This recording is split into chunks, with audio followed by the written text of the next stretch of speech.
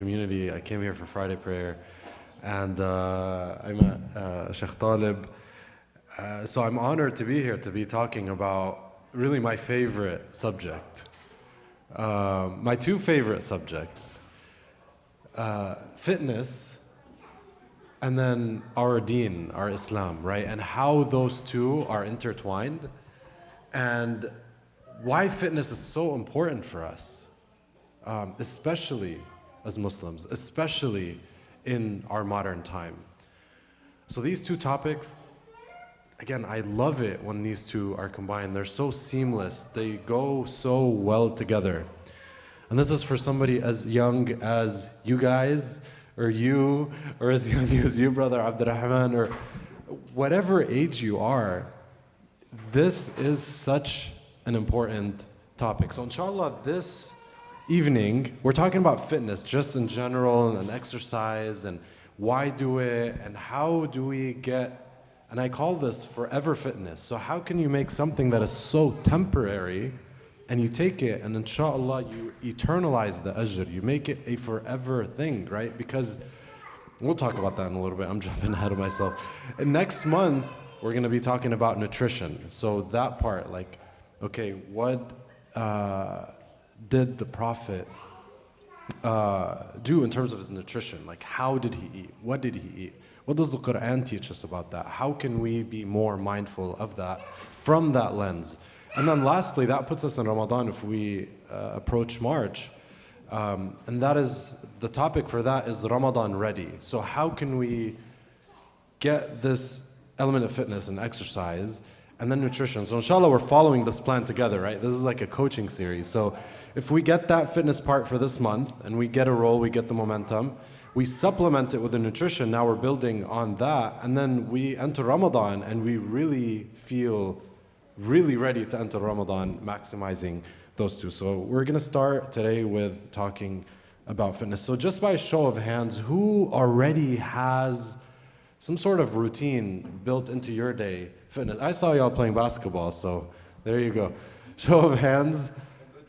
A good routine, something that is consistent. Like even if it's 3 times a week, I see some hands in the back, sisters, I see you, all right, 2, 3.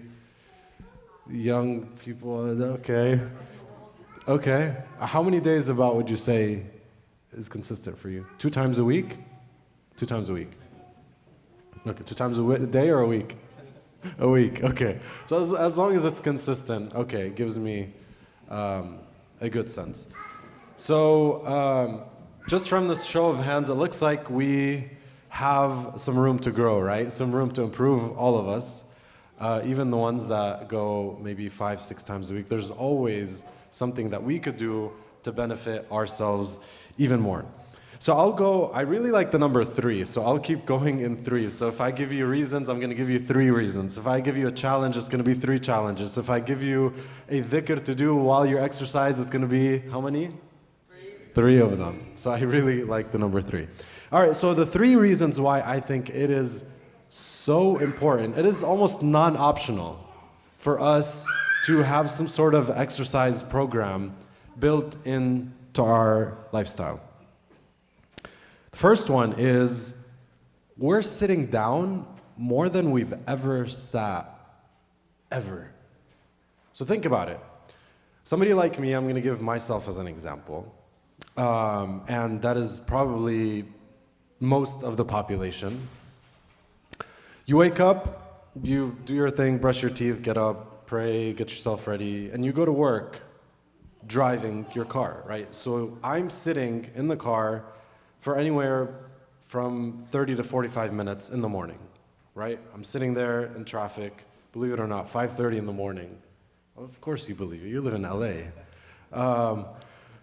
There's traffic, so you're sitting down in this car, and then you go to the office. I take maybe like 3-minute walk, and I go take the elevator. I'm at my office. Usually we're sitting down for 10, 11, 12 hours at an office. And then I go back down the elevator, and then we go into the car. Now the drive time is doubled, so it's 60 to an hour and a half instead of, the 30 to 45 minutes in the morning. And then I come home, and it's dinner time, and I sit at the dinner table, sit once again, And then we sit some more with the kids, help them out with the homework, get them ready, whatever. So it's sitting, it's sitting, it's sitting, it's sitting, it's sitting. It's a lot of it. So what sitting does for us is a lot of things that are harming us, but we're not paying attention to. Number one, our posture, right? Gravity always wins. So if I try to have a good posture as much as I could, gravity always beats us to it, and we're doing this.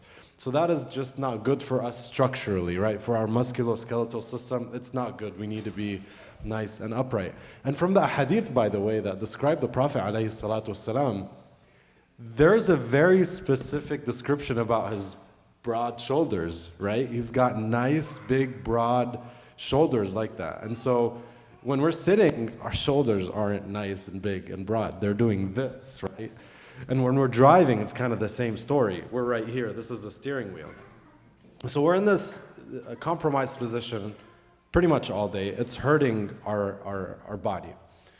What we're doing also is we're crunching our diaphragm like this. So we're not getting the quantity of oxygen that we need to, just for our normal function. So when we're sitting like this, we're getting a lot less oxygen than we need, as opposed to like if you're doing this.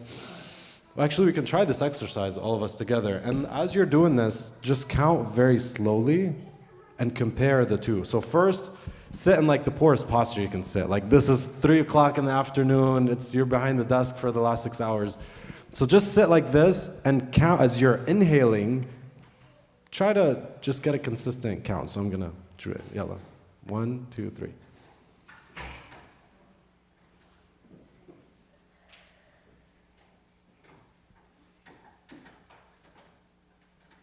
I got about 9 of my little counter here. All right, so now we're gonna be nice and upright. So get that number in your head, don't forget it. And then we're gonna take a nice breath, nice deep breath right now. 1, 2, 3, go.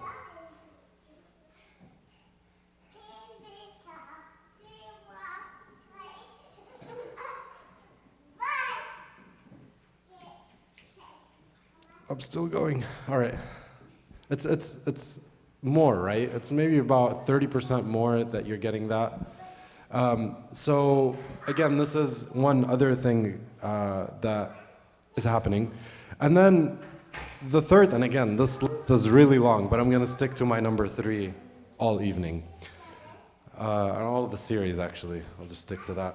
And then the last thing, when we're sitting down, usually it's indoors. So we're not getting natural sunlight. It's artificial light that's hitting us.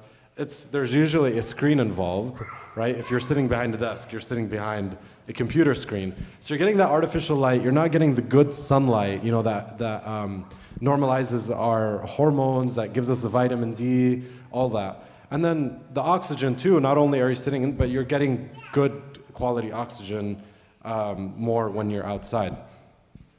So many things that just a sedentary lifestyle is doing to us that we're really just doing it day in and day out and day in and day out. So again, we'll talk about the solutions afterward. I really don't sit for 10 to 12 hours behind my desk. I try to get up as much as I could. We'll talk about that in the later part of this talk. Reason number 2.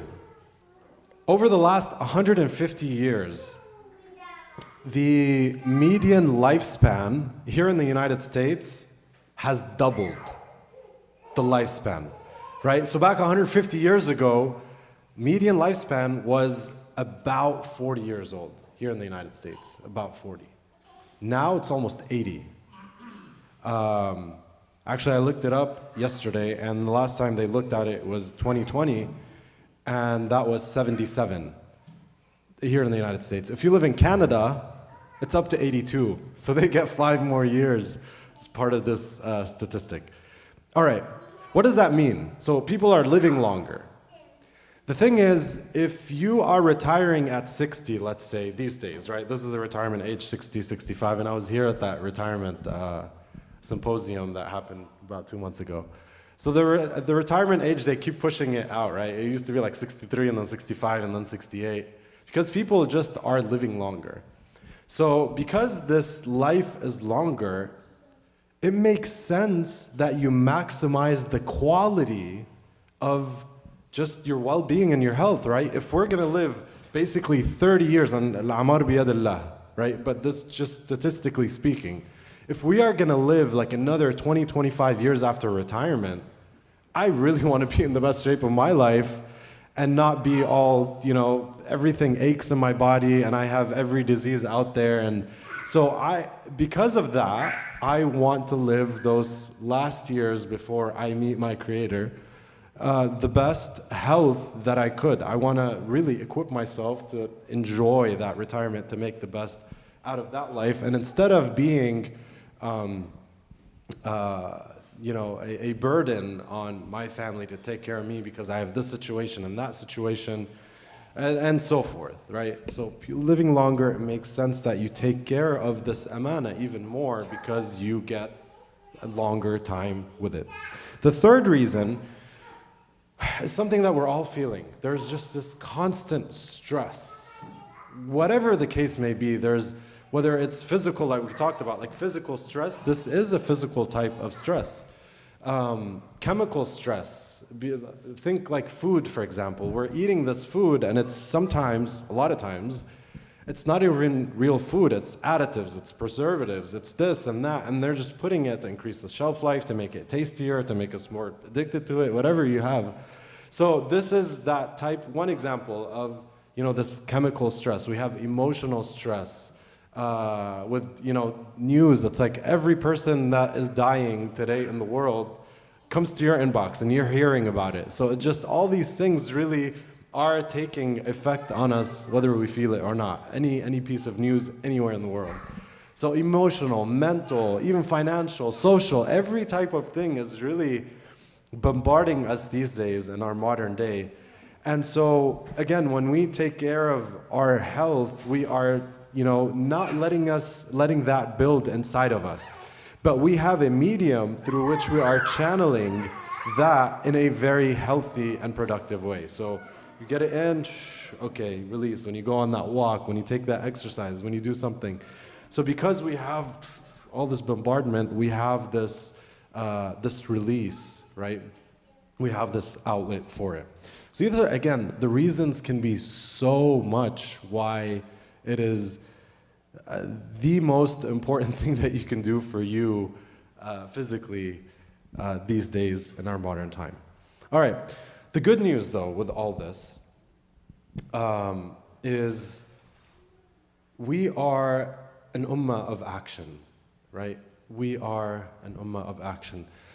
The word amal in the Quran, in 114 surahs, is mentioned 360 times.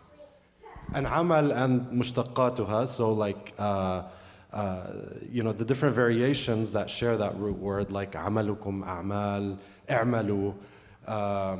What are some surahs that you can think about that have amal? You can't participate. Amal. Yes, sister. What is it? One more time. Surah Al-Hadid. Okay. Okay, we're talking about amal. So there's ilm and there's amal. I know the letters are switched. Who knows the beginning of Surah Al-Mulk?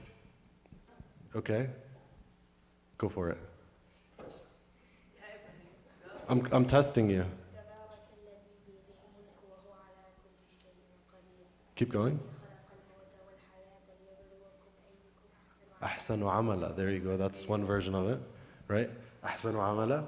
اعملوا آل داود شكرا.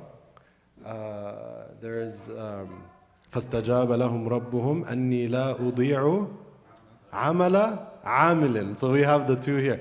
360 times the word amal. So we need to take action in everything that we do. And so for our physical well-being, we also need to implement that and take action. We are an ummah, the second piece of good news,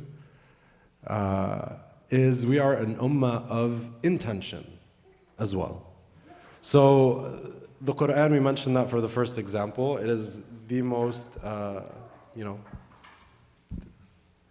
piece of scripture book in every Muslim household, right? What would be the second most common one? What do you think the second most common one is in every Muslim household? It starts with Ra. Riyad. Riyad al-Salihin. Right? The book of Hadith by Imam al-Nawawi. That is across the Muslim world. So the first hadith there that is mentioned, does anybody know what that hadith is? In Riyad al-Salihin. Ask them again. What is the first hadith? This is like something that we memorized when we were little kids. My dad made sure, when I turned 8, that was the hadith for me to. I see your hand over there. إنما الأعمال بالنيات عن أمير المؤمنين أبي حفص عمر بن الخطاب رضي الله عنه قال قال رسول الله صلى الله عليه وسلم. Right? إنما الأعمال بالنيات. Okay. So when I now want to take this action, and I know that fitness is so important and it's really good for me and it's an investment for me and it's just everything in my life, really, it makes it better. Really, in every aspect of it, if you think about it, fitness does that for you. The beautiful thing, if you just switch that intention to why you're doing it. So two people can do the same thing, can do the same exercise. One person is just like, okay, I'm trying to lose 13 pounds. For whatever reason. They're trying to lose 13 pounds, and that's it. Good for them. For us, إِنَّمَا الْأَعْمَالُ بِالنِّيَّاتِ وَإِنَّمَا لِكُلِّ امْرِئٍ مَّا نَوَى. You get what you want. You want to lose the 13 pounds, you go on this protocol, diet, nutrition, all that, whatever. Good for you. But if person B here is a little bit smarter, and is like, you know what, I'm going to just reset my intention. I'm going to just change it. And I'm going to say, this is because I want to take care of this amana. Because I am Muslim, this is part of my identity. I want to do this. So just by switching that intention, you get the reward as if that workout is now worship. Right? We could do that with everything, right? I'm sorry? So when we set that intention that the workout that we're doing, because a lot of people are like, fitness is a waste of time. Like when I go and exercise, it's a waste of time. What I come and say is, if you switch your intention into saying that my workout is worship, it's an act of ibadah because you're taking care of this amana that Allah has given you. And for me as a parent with 2 small kids, the day that I don't exercise, I'm very like cranky or short-tempered, or I don't have that patience, right? Because I just feel like there's just stress that's built up from me from like the whole day at work.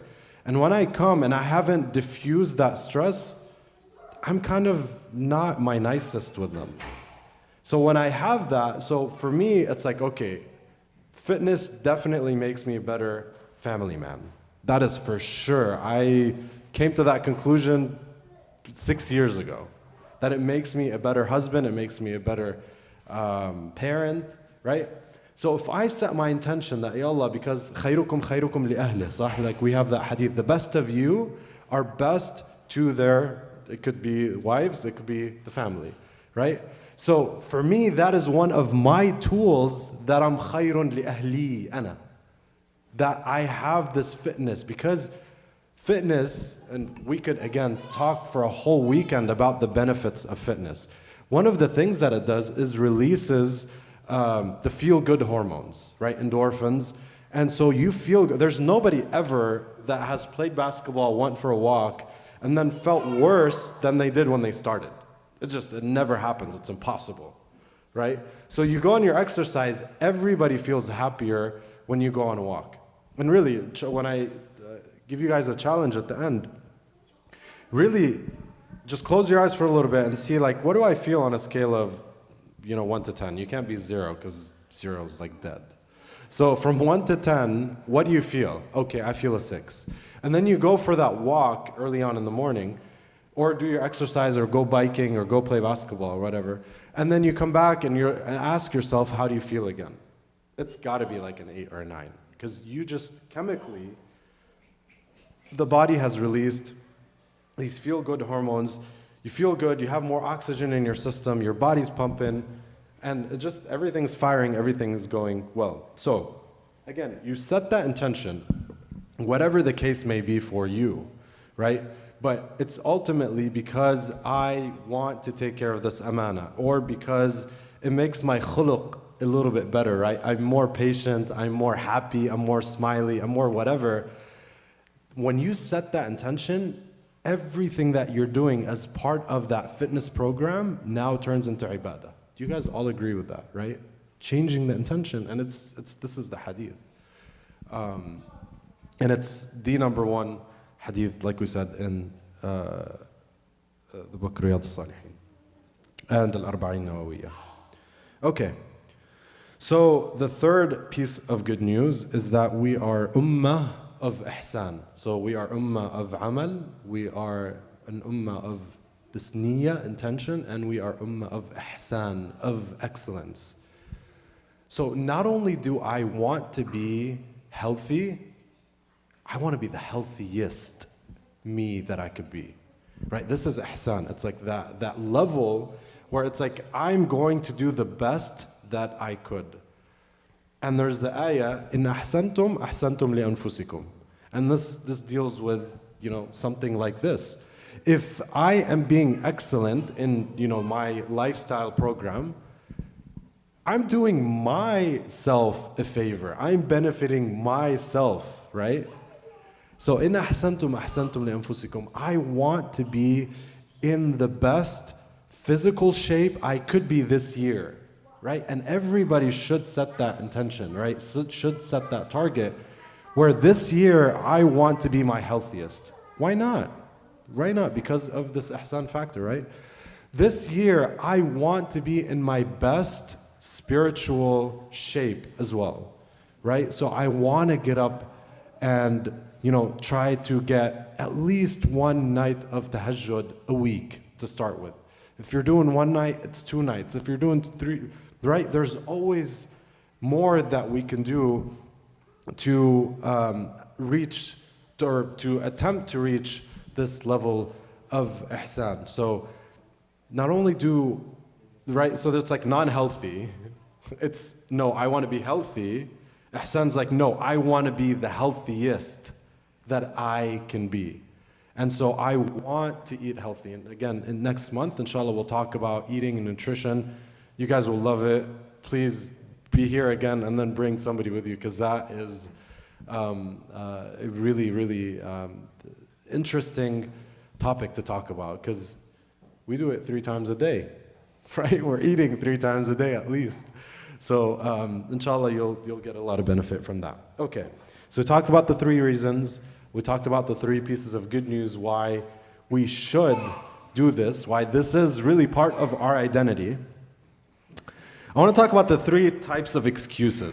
So I know some of you are already thinking like some of these 3 excuses, so I'm here to tell you a little bit about that. So the first one, again, there are many, many excuses. So the first one is I have no time, right?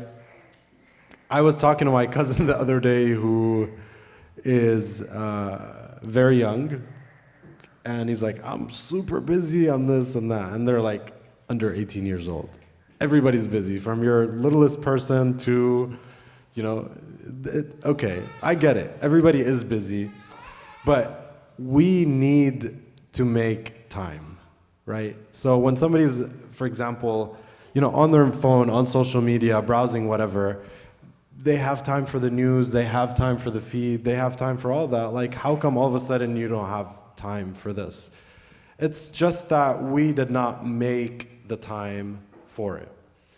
The thing about fitness, and this is definitely something that I felt, and the people that that do fitness have also felt as well. When you exercise regularly and you have this energy, that time will open up time for you. So it's like an investment. It's like, okay, if I invest 30 minutes into making me feel better, you will get 30 minutes out of productivity, for example, because you feel good, because your brain has the oxygen, because your whole system is firing. Then you're going to do what would take you maybe 4 hours, and you're doing it in 3 hours, right? So you just bought yourself an hour there because you're firing on all cylinders. It's just something that, again, and I'm not going to scare you guys and talk about, I kind of should. But what takes time too is when somebody has a certain sickness because they have neglected their body for 20, 30, 40 years, and now they have to go and make doctor's visits, or they have to go and do this, and they have to go that. That takes up a lot of time. So if we think about it, it's like I could either be proactive and be healthy and do these things, or later on, my time is going to be sucked up because I'm in the bed, or I can't move, or this hurts, or because I have this condition. And so you're limiting yourself later on if you don't make this initial investment right now. So we don't have time. All of us, we're super busy, but we have to make the time. And we're going to talk about why the early hours of the day are your best bet for something like this. The second type of excuse, or the second most common excuse, is I don't know where to start. Start by walking. Like if really somebody's like, oh, there's so much in gym, and don't go to the gym. If you're not starting, if you're doing nothing right now, start by going on a walk every single day. That's all I ask. If you're walking, try to do now a hybrid of a walk and a jog. It's like, oh, okay, Rahman, I walk every day in the morning, and I have, my phone calls in the morning. I walk. It's like, okay, great. Walk and then do a little bit of jogging. So walk for a minute, jog for a minute. Walk for a minute, jog for a minute. Whatever it is that you're doing, try to go a little bit more. It's like, okay, I walk, I jog. Now do weightlifting maybe 2 times a week. That's it, right? So there's always, where you start is with walking. And then eventually, because you love the feeling of this like well-being, right? This energy, this vitality, because you love it, now you're going to find different ways to keep pursuing that feeling. And then we have something called YouTube, which has like every workout that anybody has ever done, right? It's all there. So this I don't know where to start thing, start by walking, incorporate jog, do whatever that you're doing, do a little bit more of that. So if it's 0, walk plus jog, just keep doing more. There's so many books. Go to Barnes & Noble, start looking, talk to me, I'm here, we're doing these workshops for the community. That I don't buy that excuse that I don't know where to start, I don't have time, I don't buy it.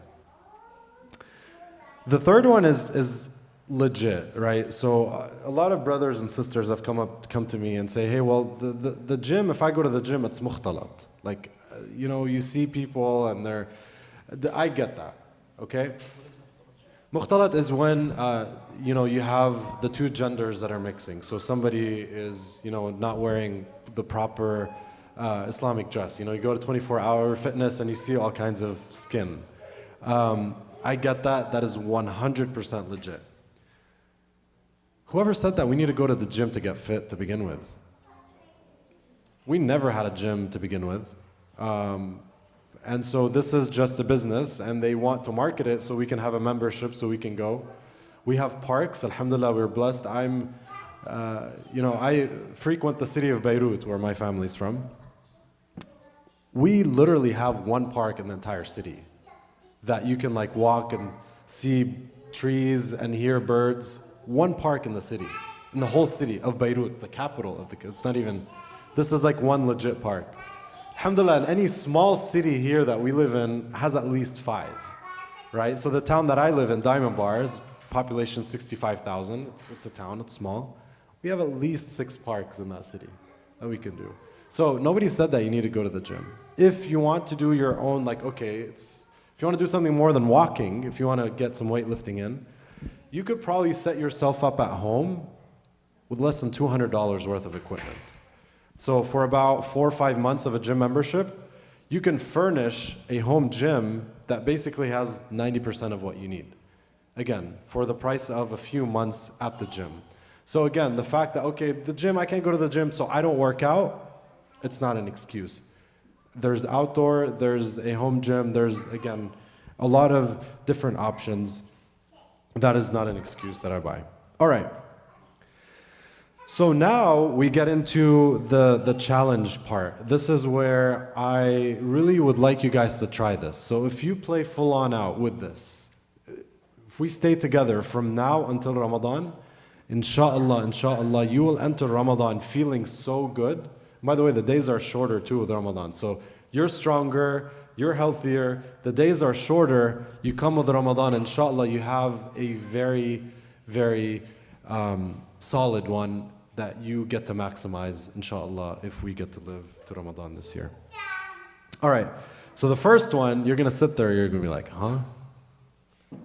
The first one, and there's gonna be how many actions? 3 actions, 3 challenges.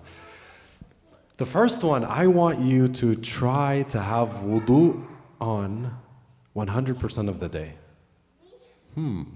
What? That has nothing to do with... Huh?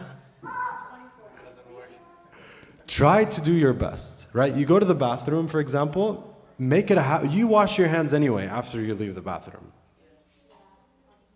You should, yeah. Might as well do wudu. Take 30 more seconds and do a full wudu. Rahman, like I still don't, like what does that have to do with my fitness and me trying to get to this Ramadan? When we have wudu on, we feel different, do we not? When you have wudu versus when you don't have wudu, you know what I'm saying? It's a very subtle feeling, but you feel different. So when you have this wudu on, not only is wudu nur, not only when you're doing wudu, when you're having wudu, you're getting your sins washing away, right? Not only is it just a different state, but to me, I think fitness, and my definition of fitness is readiness. So fitness, readiness, right? We have a fitness test for the military. It's showing your readiness, your level of readiness. Those two are synonymous. So when I have wudu, that to me is, again, synonymous with readiness. Ready for what? Ready for anything. I'm ready to pray at any given time. I don't have to say, oh no, I can't do that. Like I can't pray duha in my office because I don't have wudu. It's like, no, you're ready to pray. You're ready for basically just, you feel this subtle energy. You could basically do everything with a little bit more of this energy that you're carrying. And speaking of salah, right, salat duha and all that, I'm just going to get into this. This was not something that I planned to bring up, but since we talked about salah, we all agree that Allah subhanahu wa ta'ala does not need our prayers. Sah? So these prayers are prescribed for our benefit. So when we're praying 5 times a day, it's teaching us a lesson, right? It's teaching, there's many, many benefits to it, but one of the lessons that it teaches us is consistency, right? To keep doing the small thing, whether we feel like it or not. If you're feeling tired, pray anyway. If you're feeling lazy, pray anyway. If you're sick, pray anyway. If it's Eid, pray anyway. If you're on your honeymoon, pray anyway, right? There's always this prayer. Now the sisters get a small break, yes, but for us, the Eid, anything, you keep on praying regardless, right? So it teaches us this lesson. So wudu, and we can't pray without wudu, right? So there's, for me at least, and when I tell people, they're like, yeah, you're kind of like right with this connection. So prayer, you have to have this wudu. When we want to be consistent doing something, and then we have this wudu, it's kind of giving us this himma, right? This energy to do it. And you're not going to feel what I'm talking about unless you actually try it by yourself. And so this is actually something that once you have it, you can't live without it. So if you go on until we meet next time and you're like, Rahman, I tried my... And again, nobody's going to be 100%. This is just something that is an ideal target.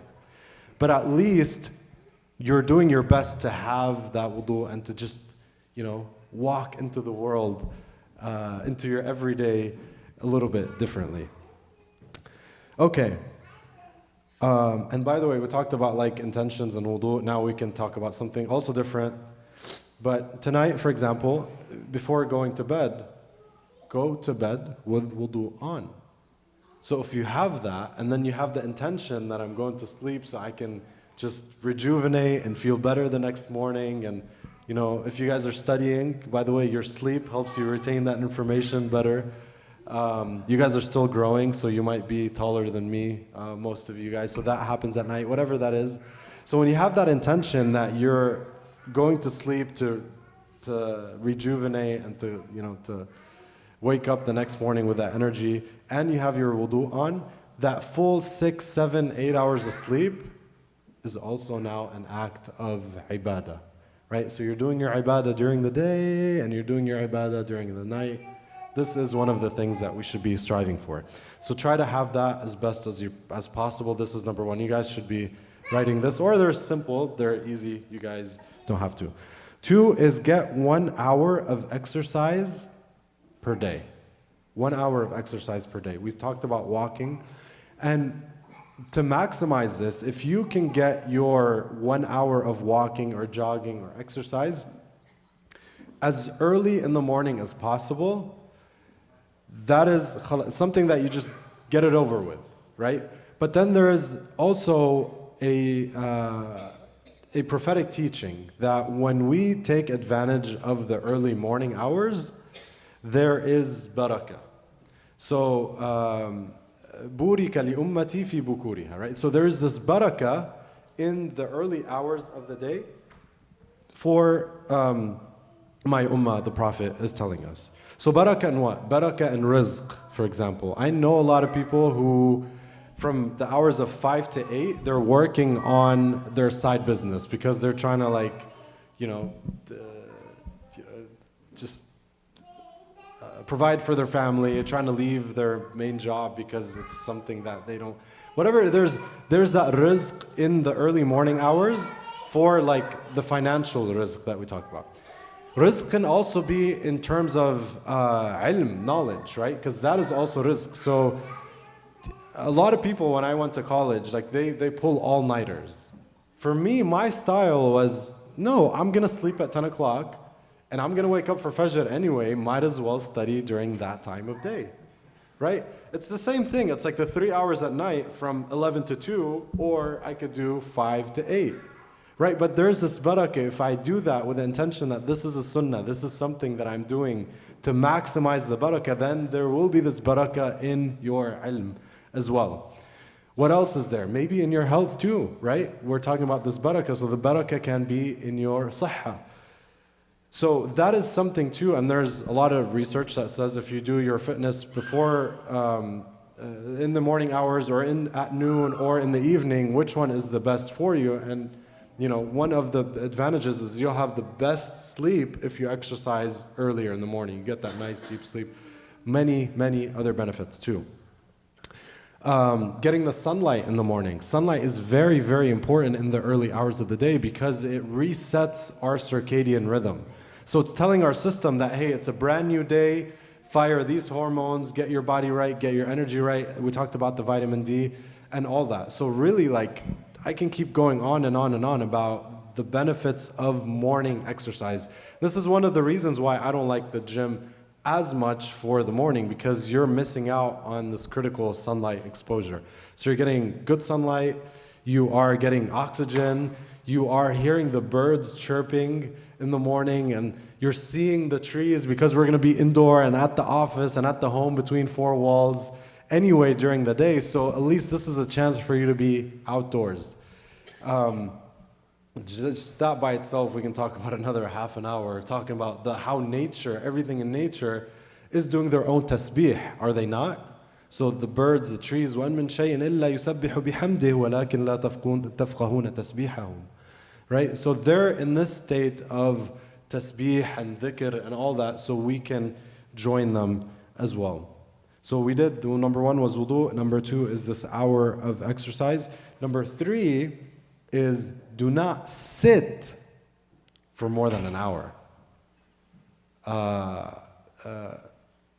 in one shot, right? So what I like to do is I'm sitting at work, I have my timer, that is on at 40 minutes or 50 minutes. But I don't want it to go more than 60 minutes where I'm behind that desk for 60 minutes.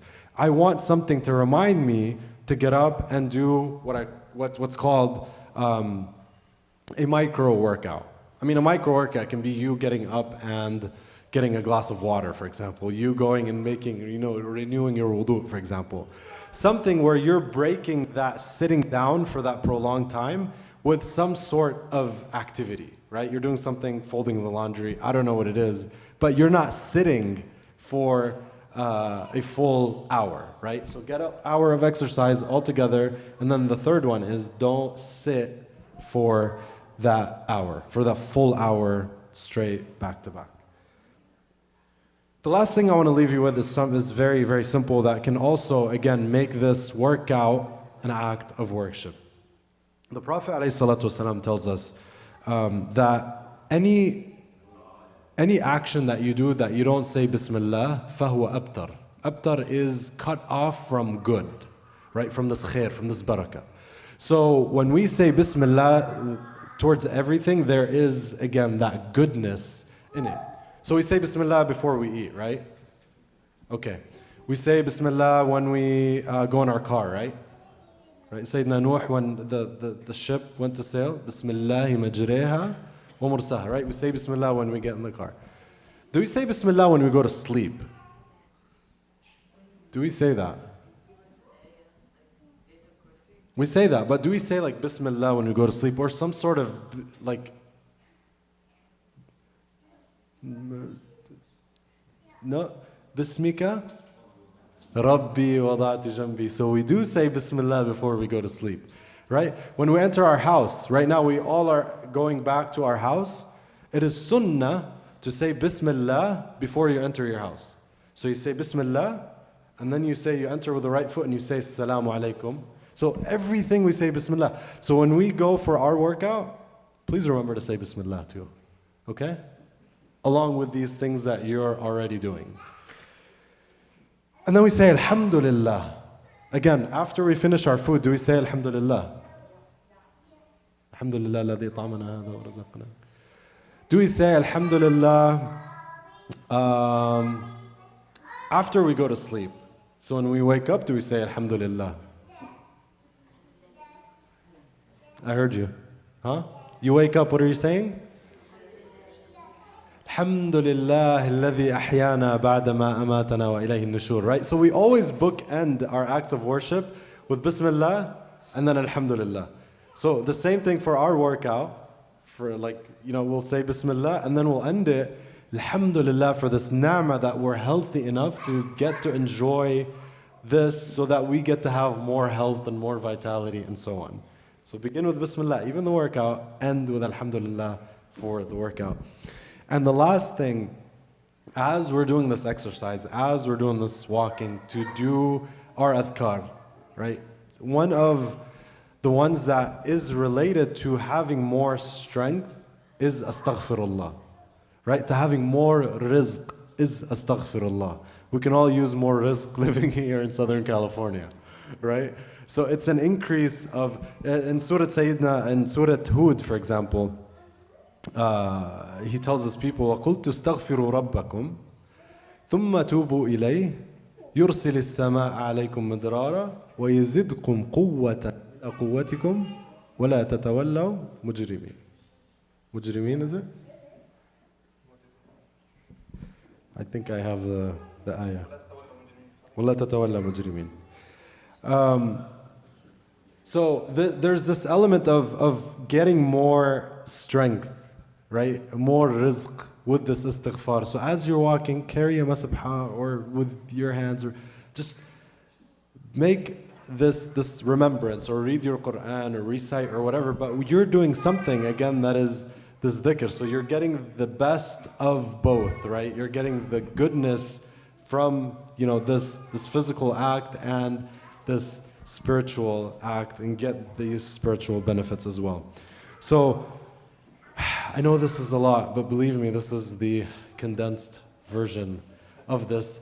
I I want to leave some time right now for Q&A. And by the way, like we haven't sat for more than an hour. Right now I'm watching the clock. So I'm trying to implement that even with us. So we got about 7 more minutes and then we have to get up and, you know, not sit. Because the challenge starts right after we leave this place tonight.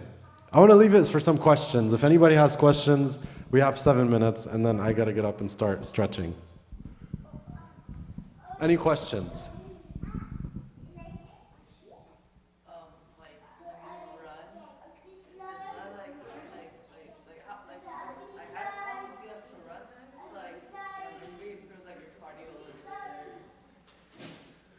Whatever it is that you want to do, I saw you guys playing basketball. That's good enough. As long as you're doing something for about an hour, that is really good. So, are your parents here? Okay. So, how about you guys go for walks at the park, for example? You know, you go to a park and then you do a lap together. You just walk together. I love doing that with my parents. Wallahi, I go to my mom's house, my dad's house, I'm like, yalla, let's go. Let's go for a walk. The sun is out. It's beautiful. We just had lunch. Let's go for a walk. You know, just do that. You know, help each other out with that. Remind each other. It's really good. And for you guys, you can do that with your parents. You get like double, triple, 10 times the ajr because you're being good to them. You're with them, and it's good overall. Questions?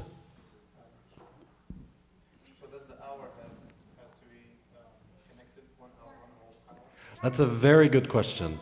So the question is, does the hour have to be connected? It does not have to be.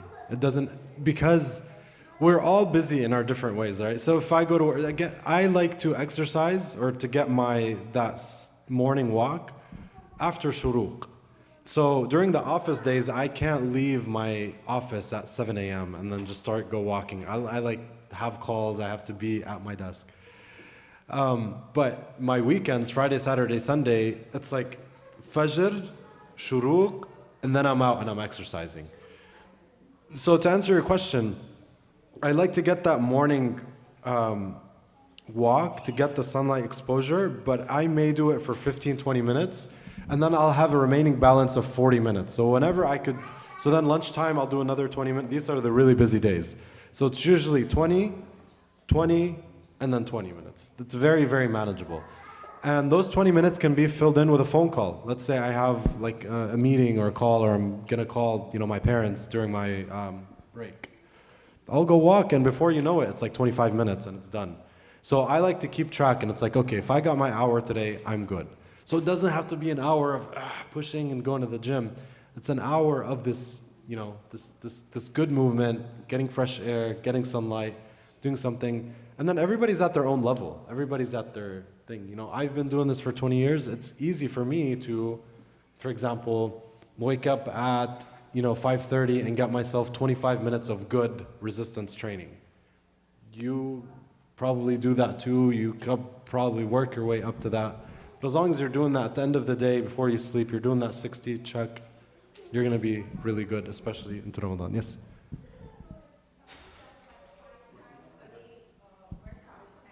5 times a day of workout? Okay. Strength training? Is that you're asking if it's okay to do 5 days a week of strength training? Somebody's working out 5 days in a week, and then how many days can they do the strength training? Maybe weekly once or weekly twice? Well, it depends on their goals, what they're trying to do.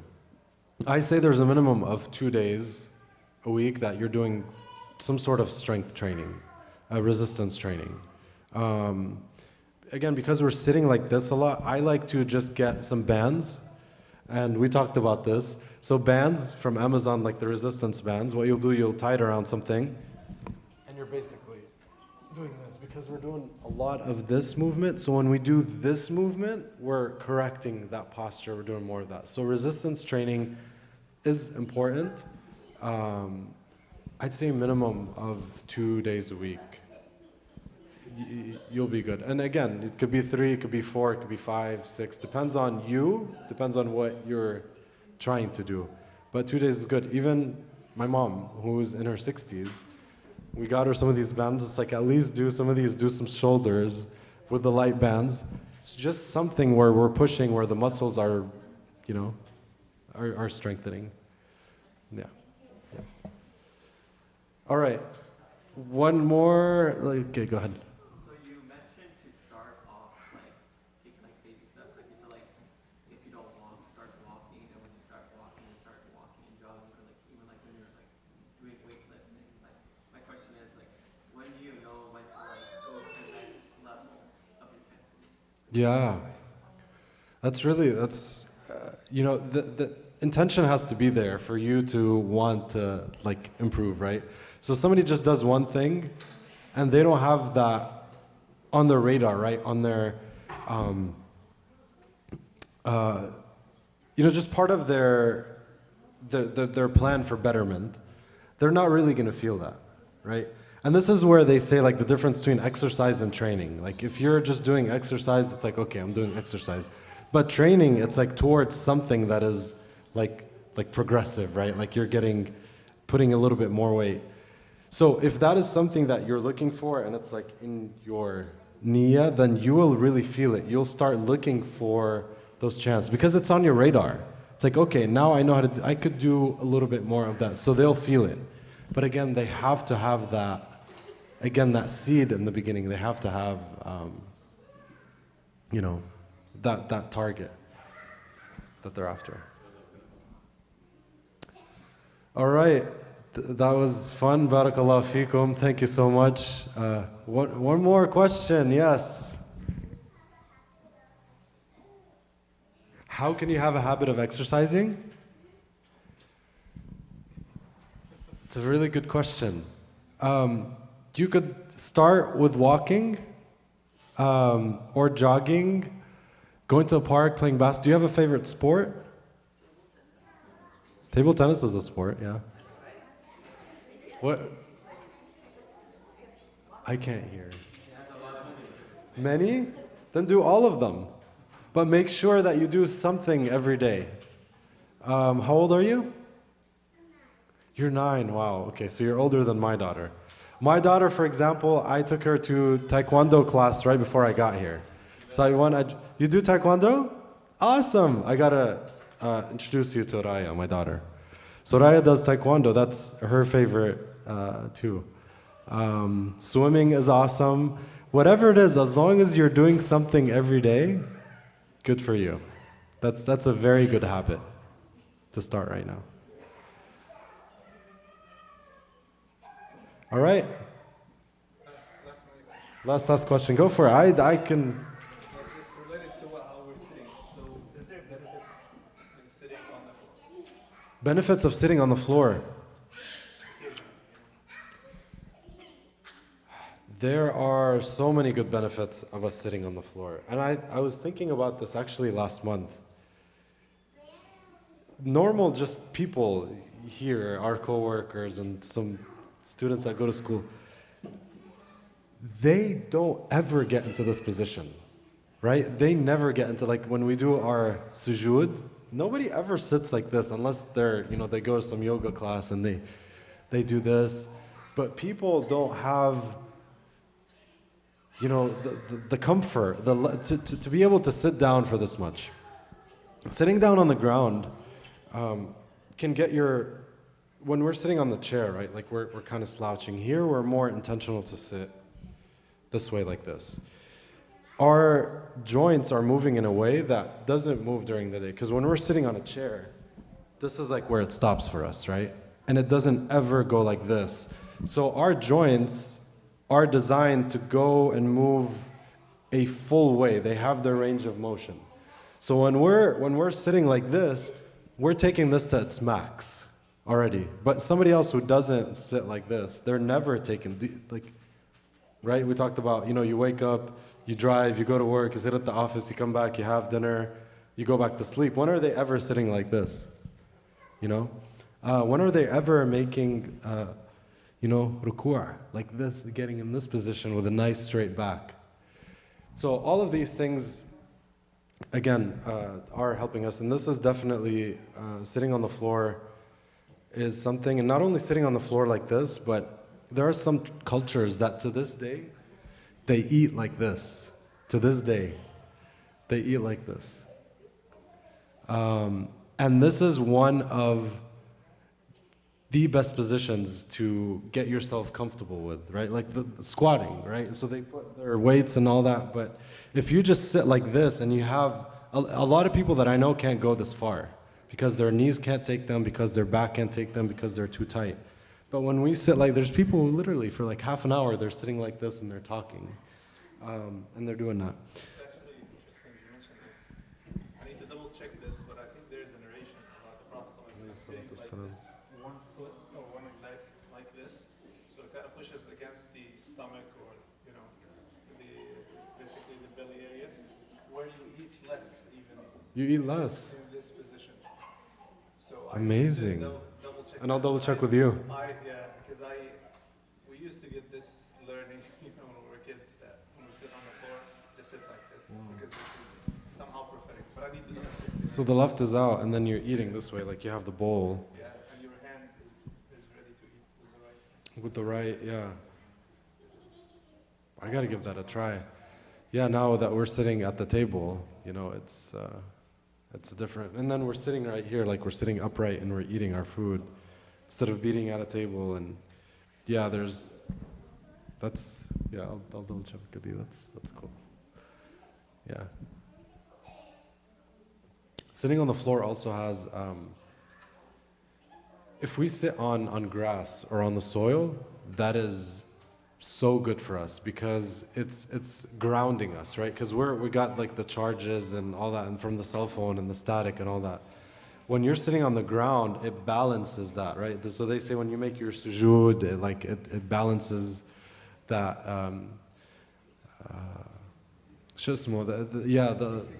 The electric charges, yeah. So I love to pray on grass. Whenever I get a chance to pray on grass, it makes your forehead a little bit itchy. Some grass does. But if you're praying at the beach and walking at the beach and just grounding yourself, it's incredible. We just have all the pavement and the concrete and the carpet, but on the ground that's like soil, grass, it's very, very, very good for us. And by the way, when they lived the Prophet's times and the Sahaba, they didn't have concrete or hardwood or tile. They literally had soil, and then they would just cover it with even like the leaves of palm trees, right? Dried palm trees, and then they would have it, or some sort of fiber. It's all there, and they would be barefoot, so they're grounded all the time. And when they're praying, it's on the ground, not being insulated from this, huh?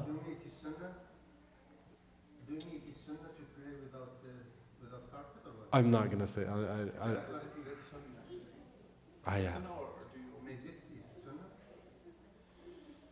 That wouldn't be something I'd answer. The Prophet ﷺ used to have hasir himself, like a sheet or some type of rug. He asked actually Aisha in one narration to bring from him from the masjid. So it's not the sunnah basically to pray. That's why there's a khilaf between the sunnah and the shia. But that's 100%. The thing is, when we have this natural material, okay, which it was back in the day, it wasn't this polyester that we have. So if you have this natural material on earth, right, this natural material, then it is not blocking that balance of charges. But because now we have the concrete, it's doing that. So for us, it's this 4 inches of concrete that's here that's blocking it, and this material here. But I actually, where are you from? Yeah, Algeria. Okay. And I said because I felt like a North African accent. I bought this carpet from Tunisia. It's like 100% all natural, made from like very, very traditional material. They like wove it by hand, and they go, and it's like 100% natural material. So this is something, if you have that on the ground, the outdoors, for example, on the soil, on the grass, and if you're praying that, it's different. Wallahi, you you feel different. So yeah, a lot of things that we could be doing to get back in touch with nature, what Allah created for, like what ayah 20 in Surah Al-Baqarah, خلق لكم ما في الأرض جميعا no, the one before it. No, the one before it. There's anyway,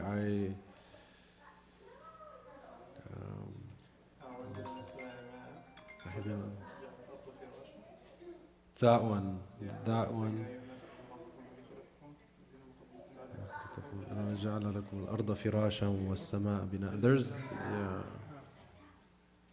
so أرض فراش, like it's very interesting. Yeah. خير إن شاء الله. Thank you guys so much. It was fun. Inshallah, you guys, took a thing or two from this. But we're on for the challenge, right? So next month, I'm going to ask you about this. Inshallah. سبحانك الله وبحمدك نشهد أن لا إله إلا أنت نستغفرك ونتوب إليك والعصر إن الإنسان لفي خسر إلا الذين آمنوا وعملوا الصالحات وتواصوا بالحق وتواصوا